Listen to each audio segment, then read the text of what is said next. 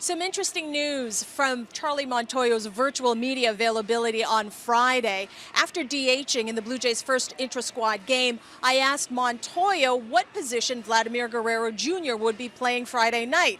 Montoyo told us first base, but he took it a step further and divulged that first base will be the position Vladdy will be focused on not only in camp, but in the regular season. Let's get instant analysis from MLB insider Ben Nicholson-Smith. I mean, you and I know there's been rumblings all through the last couple of seasons. What was your reaction to hear that from Montoyo? Honestly surprised. I mean, this is something that a lot of people have wondered about for a long time, but for it to come to fruition so soon, really in Vladdy's second full season in the major leagues when he's only 21 years old, it is surprising. But this is a shortened season, and it sounds like the Blue Jays coaches and decision makers, in concert with Vladdy, decided that this would be the place where he could be most comfortable, where he could be most able to get the most out of himself offensively and defensively. And it is something that dates back to March, where even in spring training, before they shut things down, they were working with Vladdy and they were starting this process already. So with Vladdy moving to first base, Ben, what does that mean for, say,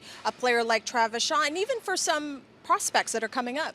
Well, exactly. Travis Shaw now becomes that third baseman. He will be the regular player over at third base. Of course, you could mix in someone like Joe Panik, or of course Vlad Jr. can still play third base if they need him to. Yeah.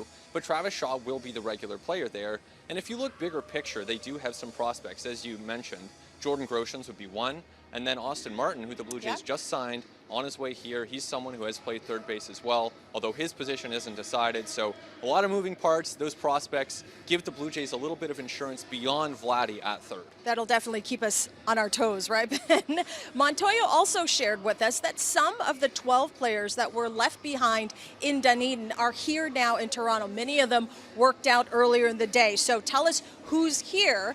And, I mean, besides the fact that we probably won't see Matt Bushman out there in the outfield, what does this all mean now moving forward? Well, exactly. That's the big thing. No more coaches in the outfield. They have some reinforcements, which is really good. Anthony Alford is here. Derek Fisher is here. Randall Grichuk, Billy McKinney. They're all here along with Kevin Biggio. So that gives the Blue Jays 5 more outfielders than they had. Really, that is important for them. Now, if Lourdes Gurriel Jr. and Jonathan Davis are here, we have not yet seen them, so there are still a couple unknowns here, but the 5 outfielders that have been spotted that are training with the Blue Jays, that gives them reinforcements, and that's much needed because as we saw yesterday, especially now in the midst of a pandemic, you want to have those reinforcements. The Blue Jays do have some here. Yeah, Friday. Plenty of news on Friday, including the Blue Jays officially announcing that they will be playing 2 exhibition games in Fenway Park ahead of the season opener. That's your MLB Instant Analysis.